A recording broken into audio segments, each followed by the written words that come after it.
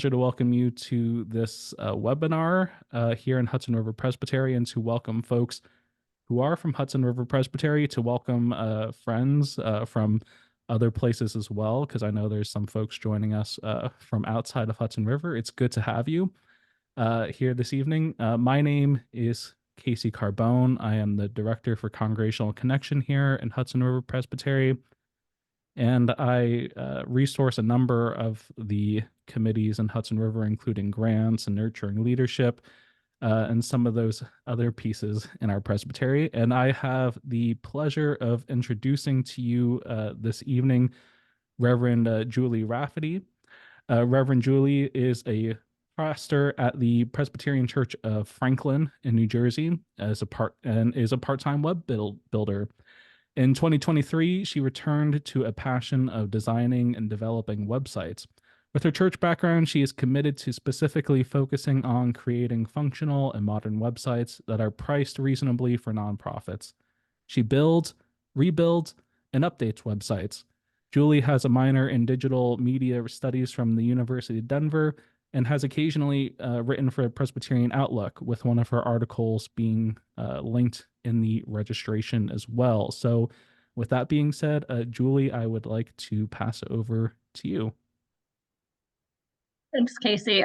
Thanks so much for having me. I'm really excited to be here and share my knowledge with you. I'm going to start off by saying I don't consider myself an expert by any means. I consider myself somebody who was a pastor first and then saw a need that with my background I thought I could meet. So I'm going to share a presentation with you. One second. There we go.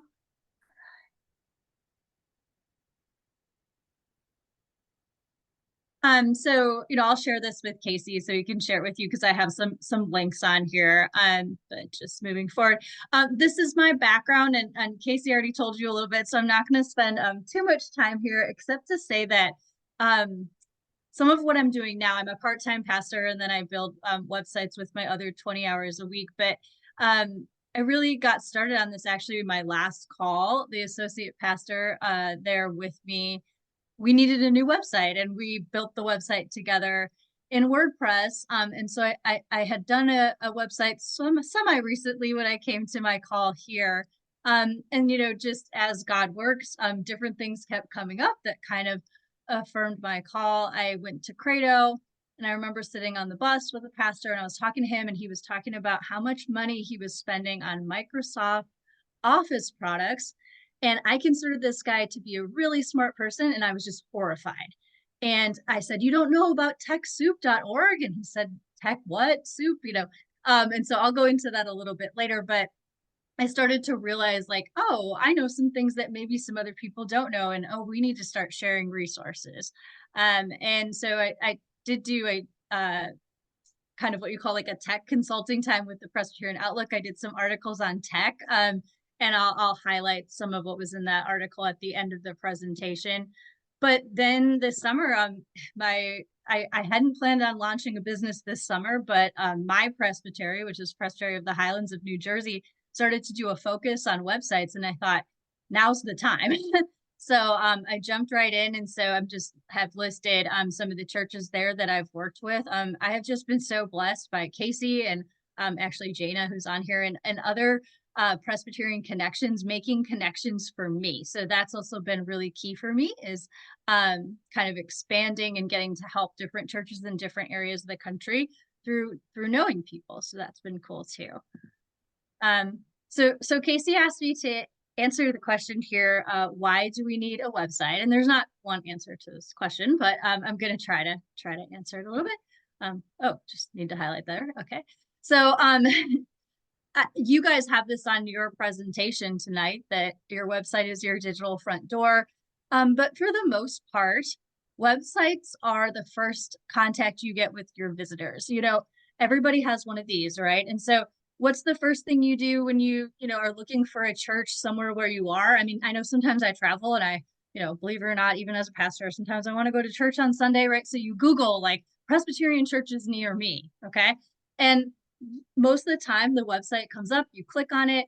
If it looks like it hasn't been touched in 25 years, you wonder if that church is even still there, right?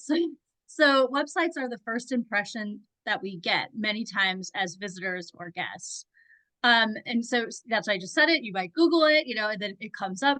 And if you don't have a website, it's tough to come up at the top of Google because that's really what they're doing. They're searching for websites and they're popping them up to the top. So, you have a Facebook page, that's great, but that's not going to be right up at the top typically. And not everybody's going to click on that because some people, believe it or not, I'm like at the tail end of the Facebook generation, but not everybody, uses the same type of social media. So websites are key for that reason as well. Moved into that, social media is a great tool, but no social media reaches all demographics, right? Like you pick your favorite social media and somebody will tell you, I don't even have that on my phone. So one social media doesn't fit all. I think it's great to leverage social media, and I'm going to talk about that a little bit later. But I really do think a website is a great landing spot. You can drive traffic to social media from your website, and you can drive traffic from your social media, back to your website. So, or the other way. Finally, it's a great way to leverage outward facing ministries. What I mean by this is if you have a food pantry, if you have medical equipment ministry, if you have some other community help or service, it's a great way for people who are, I'll say, not church people to find those resources and be able to know how to interact with you in that way. And as we know, my church has a medical equipment ministry. We have people who have joined my church simply because we gave them a walker. So believe it or not, that is a great way to make that initial connection. Website basics here. So I know everybody has a different level of knowledge here. So if I'm insulting you, great. I'm glad if you already know this. If you don't, I'm just going to go over some of these. So I have listed here terms and fees. I'm going to talk about how much I think you should be paying for this, and then maybe you can go research and see if you're in my range. But a lot of times when you start consulting with someone to redesign or build a website, they'll start throwing around these terms, and I just want to make sure we all know what they mean. So they'll say, oh, you need a unique domain name. That's your web address, right? Your URL, which I don't even know what that stands for, but that's address on the web, okay? So I've joked around here and said uniquechurch.com, uniquechurch.org, uniquechurch.cc. The suffix is not really important these days. Com used to be for selling things, organization used to be organization. CC means various different things. Some people like to think it means Christian church. It actually can mean other things. The suffix isn't that important, but you want to find a domain that's easy for people to remember. You pay for this. Wherever you register it, you pay for it, okay? And there's many different places you can register a domain, so I'm not going to tell you which one to choose, but you really shouldn't be paying more than $10 to like $30 a month, or not a month, a year for this. And if you're paying more than that, you're paying probably more than the domain. I just had somebody tell me they're paying $225 for a domain. No, you're not. You're probably paying that $225 for hosting fees, okay? And so when we talk about a host, that's where your website like lives, who's paying to keep it up, okay? Also, it has to do with what platform it's built on. I build in primarily WordPress or Wix. There are advantages to both of those. I could talk about that for probably 5 minutes, but I'm not going to. I'm just going to tell you that you get to choose who's going to host your website, but you will pay for that. Having said that, church websites don't need to cost you $200 for hosting fees. When I build in WordPress, I can build at the base level. Typically that's that can be $50 a year. So you really can save some money if you don't need all the bells and whistles. Wix is more expensive. Wix is definitely over $100 a year, but you get some search engine optimization, which I'll talk about in a minute, that you don't get with WordPress. So there's also hosting fees. And again, you can pay monthly for that or annually, but that's where you're paying the majority of the money. When you work with someone who's rebuilding or building your website, they'll talk about an initial build or a rebuild. This is a one-time fee. Okay, so you're paying that person to design, right, and create the website. You pay them for that. That's not something that you should need to maintain over time. Also, I mean, I offer ongoing updates. A lot of people do, but that's a different thing. Lastly, I put plugins, widgets, premium content. If that means nothing to you, don't worry about it. But let me tell you this, for a basic church website, you really probably shouldn't need a lot of these things. If somebody's trying to sell you on a bunch of plugins and a bunch of premium content for a church website, I would ask a lot of questions and ask what you're getting for that, because a lot of things can be done kind of in workaround ways to not cost you that money yearly on those things. So for instance, like we're blessed in the Presbyterian denomination to have the Presbyterian Foundation set up some online giving for us. I'll highlight that later. You can just link directly to that. You shouldn't need to set up a commerce area on your website. And that costs a lot of money. Also, that's a little scary for somebody who is just setting up, a website the first time to maintain that and think that you're dealing with the security. You don't need to do that. You can link right to the Presbyterian Foundation online giving program. So for the most part, I mean, there are some plugins and widgets that can enhance your website experience, but for a basic church website, you shouldn't really need that. Through down here, other terms, I already mentioned search engine optimization. If you work with a web builder or web designer, they're going to charge you for that initially. I'm going to briefly say that what you can do if you want to show up closer to the top of search engines is anytime you load a picture into your website, a photo, an image, make sure you name it something that makes sense and give it a description that makes sense. That's an easy way to maintain your search engine optimization. There's also page descriptors and other things that go into that. But if you maintain your descriptions on your images, your page will search better on the internet. Because if you think about it, like images aren't really searchable, but what makes them searchable is the text. So that's something that you can do. Like you could go right now after this presentation and go make sure that all of your images have a good description and a name, right? Like image 1, that's not going to get you anywhere. Okay, so you want to say like First Presbyterian Church potluck, right? Or not First Presbyterian Church, First Presbyterian Church of Chicago potluck, right? Because that's going to search better. So that's something easy you can do on your own. A lot of hosts and platforms have themes, which are built-in design options that make it easy to make your website look really cool. Depending on the platform you use, it can be easy to switch back and forth with themes. Others are not so easy. Wix is great for that. WordPress is not. So if I meet with somebody the first time and they say, I rearrange my living room furniture, every 10 days, you're a Wix person because you're going to want to like redesign the colors and the font, every quarter. And that's really easy to do on Wix. WordPress, that's going to be a pain. But when you hear theme, it means that it came with the platform or the host.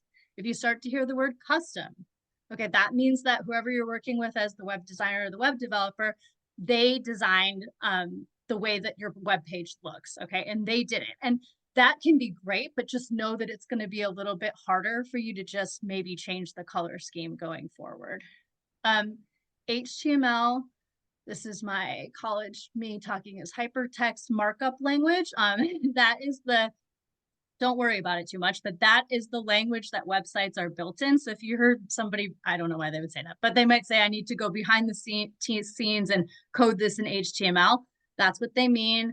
CSS, another design language. JavaScript is used a lot for apps, which moves me into the next thing. When you get a website, you're not getting an app. Okay, everybody knows apps on their phone. We had an app at my last church, was a very big church, like 2,000 people. We ended up discontinuing it because hardly anybody used it. I would question the need for an app unless there's a very specific use for it for a church. Otherwise, I think you would be fine with a website. You just want to make sure that whoever's designing your website, make sure it looks nice on your phone. Okay, so that's where I would say with that. And I don't know if Casey said this or not, but if you just hold questions till the end, I'd love to take questions at the end. What should be on my website? I put less is more. Big believer in that. Some of these websites are so huge and you get so overwhelmed after you click on the first couple tabs, then the rest of them don't get any action. Also, I think it looks great to have a 5-page updated website versus a 25-page one that looks like Ancient of Days. So that's how I always advise people. Also, it's a lot easier to maintain a smaller site. But what should be on there? Worship info. I bolded it. I put an exclamation point. I'm not really into bold or exclamation points, but I'm just trying to tell you that if your worship info isn't one of the first things people see, you're missing an opportunity. Because why would someone look at your website? Well, they're a guest, they're a visitor, they're trying to check out your church. And if they can't figure out what day and what time to show up, that's not a good look. So you want that right away on the first page, and then you want it all over the website everywhere else, just so nobody misses it. And make sure it's accurate, right? Live stream access, if you have that, people do go to websites sometimes looking for how do I watch the service. So that's a good way to, that's a good thing to have. You can link right to social media that you use, and the same thing with live stream access, right? Like you can have a button or a hyperlink right there that says worship with us at 10 a.m. and people could go to the website and not know a thing about Facebook Live, and it could take them to the Facebook page and they could still view the service at 10 a.m. So that's a good use of your space. I put contact info in footer or a separate page. Also, people go to a website, so they can't remember what the address is, right? They can't remember what the office phone number is. They want to email somebody, so make sure that's accessible and easy. Donation electronic giving, we kind of already talked about that, but like, you know, have it in multiple places. Have a big red button that says give. That makes it super easy for someone to donate to your ministry. Outward facing ministries, we talked about, but you could even have a separate site or at least have a separate page on your site. For search engines, if you have a separate page, it'll show up better and it will be more searchable. So that's a good thing to do, is to highlight your outward facing ministries. Lastly, I referenced this already, but updated info. If you're not going to be able to keep it current, just skip it. I put down here in this gray box down here that this is me kind of being funny here, can work well, meaning I've seen it work great. I've also seen it be a disaster. Okay. So church calendar, great if it's updated. If it only has 2 things on it and one is like trash pickup, that's a little depressing. Announcements, again, if you're going to maintain your announcements and keep them current, that's great. If you're not, don't bother. Pastor blog, we all know what it looks like when it says pastor blog and you get excited to, well, maybe don't, but whatever, you click on it, you think you're going to read something that's current, and it's from a pastor from 2002. Okay, which may be interesting historically, but you know, isn't going to give you a whole lot of information of what's happening in the church today. Newsletters, same thing. If they're current, great. If not, member only portal.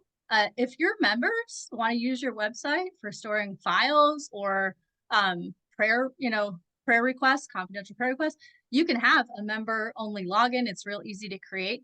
Again, I would make sure that's getting used. I've had churches that tell me that's absolutely crucial. We go into most of these platforms have places you can look to see how many page clicks you're getting. We go in and we look at their current one. It's getting 3 page clicks. So then you don't need it, right?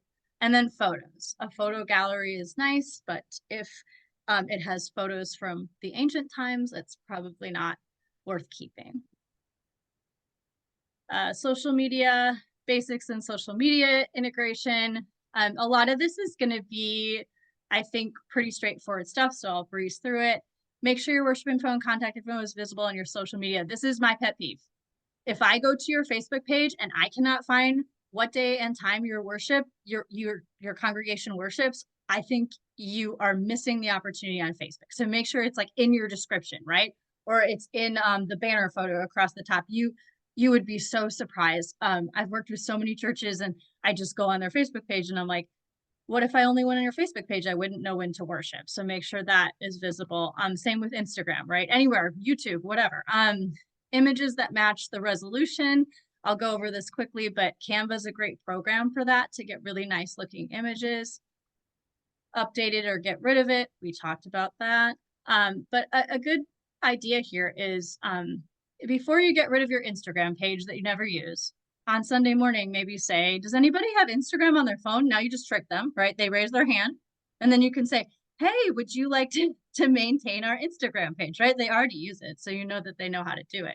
So before you get rid of it, see, maybe there's somebody who'd be willing to manage it. Have a strategy. So many churches just throw everything on their social media, plan it out, and figure out who's doing what. Speaking of who's doing what, Make sure you have multiple admins, not just the pastor, on your social media. Sadly, I just worked with a church where the pastor left and they had to just delete everything and start from scratch because they could not get the pastor, and that's another problem, but they could not get the pastor to give them the login and the password. So you should have multiple people on there. I mean, it's the same thing as having multiple signers, you know, at a checking account. Good idea. Drive traffic wherever your community lives. Okay, so if you guys use social media really, really well, then use your website to drive traffic to your social media pages. And this is my last slide here. This is in my article. If you read my article, then I don't really need to go through this too much, but there's just so many great opportunities and options and ways to save money as a nonprofit. And so these are some of the ways that I suggest. You can, you know, read the article, you can ask me questions about it. And then just down here, I put some other options. And then this is slightly unrelated, but I'm just going to say it because I have said this to people. I said this several times and people have told me like, oh, it wasn't even worth it for the Bible study until you said this. So I'm just going to say it. During the pandemic, what we got was a whole bunch of video sermons from a whole bunch of really great preachers, and they're still out there on the web. So if you can't find a sub on Sunday morning and you can figure out how to put up a screen, or you have a screen and you have a laptop, you can have any preacher you want on Sunday morning and save a lot of money.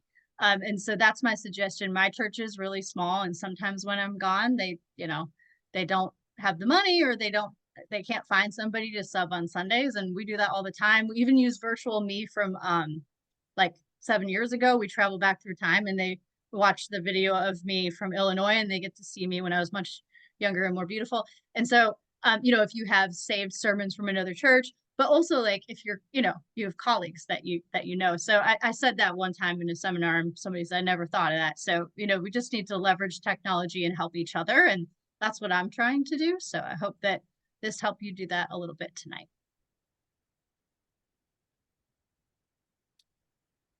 Thank you, Julie.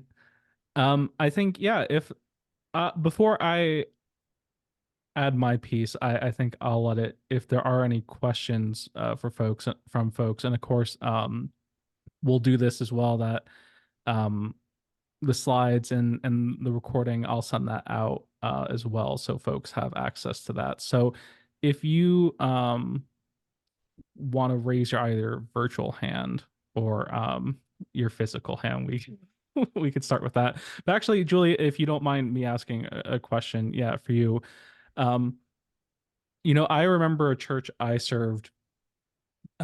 They had a website, and they treated it sort of like that bulletin board that you would find at a school or a public library. So everything on their homepage, it was just a whole bunch of lists of events. And if you scrolled through it, um, it just ended up being this complete long mess of outdated information. And it made me wonder, is there a way to like link, if your church does like Constant Contacts or MailChimp, to like pair whatever email archive that may be to your website so you don't end up with this unmanageable list of outdated events? Well, thanks for asking that question because the answer is yes and no. Um, Actually, MailChimp allows you to overwrite. So every time, you know, like this week, if like actually my church does this. So we send out a weekly emailer on Thursdays. And if we named it weekly emailer, every week it would just overwrite onto that weekly emailer URL or web address that I talked about earlier. And so, yes, with MailChimp, you can, and that'll auto update, which is so nice. Constant Contact removed that ability at some point in time. I can't tell you when because I used to use it with my last church, but I just worked with the church and I was like, oh, MailChimp does this. And then we found out Constant Contact does not. So unfortunately with Constant Contact, you'd have to like link it every week with the unique web address, but MailChimp does let you do that. And I have done that with a few churches and it's super helpful. What I wanted to say, and just point out to you all, is if you haven't had the opportunity, go check out New Hempstead Presbyterian Church's website if you want to see some of the work that Julie has done. And I know that she's given a great presentation about some best practices for church websites and things like that this evening. Um, one of the things I wanted to drop out though, if you wanted to reach out, since Julie also does this as a part of her um her business in terms of church websites, is I would like to encourage you, if you want to consider doing so and you find that your church is in a situation where finances perhaps are difficult, but this is something you feel is important to your ministry, is if you if you're a member of Hudson River Presbytery, so apologies to those who are not in Hudson River, but if you go to hudriverpres.org and you go to grants, perhaps consider, if you want to reach out, talk to Julie and see if this is something that you would want to do, or you want to explore options on your own, to see what a website, if your church especially doesn't have one, what that looks like. Consider filling out a grant application for the grants committee to review under the Challenge to Change 2.0 grant application process. So strongly consider urge you to consider doing so, if you find that your website, you don't have one, or perhaps you want to engage the services of someone who could help you do so. So just wanted to point that out there and put that out there, in terms of a resource for congregations in Hudson River Presbytery.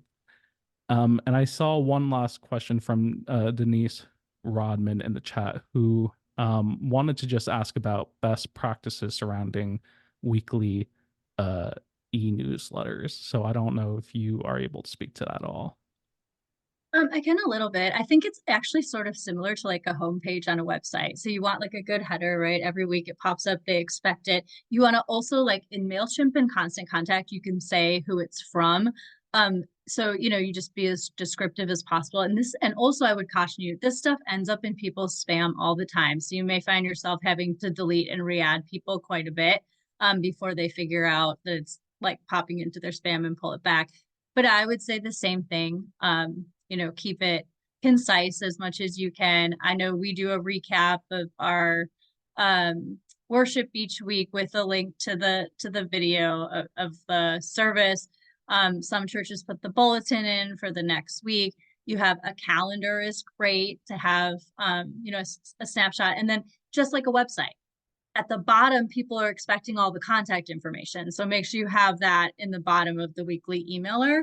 And then obviously draw attention to any great upcoming events and stuff you have, and having links embedded in there so people can go get more information, but so it's not super lengthy when you send it. I do not create our newsletter. Or our emailer, I will be totally honest with you, but I do think that you can go in and see how many times it's opened and clicked on and stuff through MailChimp. We use MailChimp because it's free. And I would encourage you to do that too. And if you notice it's not getting opened or clicked on, I would just ask some people that are super engaged in the church and say, like, why don't you open the email, or like, what's going on? To Deirdre, who asked, you asked a question about showing pictures of people at various church events, and I would say to you, I think that is especially something to be mindful of. I think if you're taking pictures of minors, for example, in Sunday school, to make sure that you have appropriate permissions and following any guidelines about child protection. The other part of that, I would maybe ask our esteemed stated clerk uh, about that, and I'm sure you're familiar. Um, and then Lori Ward, I had one more question, but Lori Ward in the chat asked about if you could just explain a little more about TechSoup. Of course, yeah. So TechSoup offers discounts on software and hardware for nonprofits.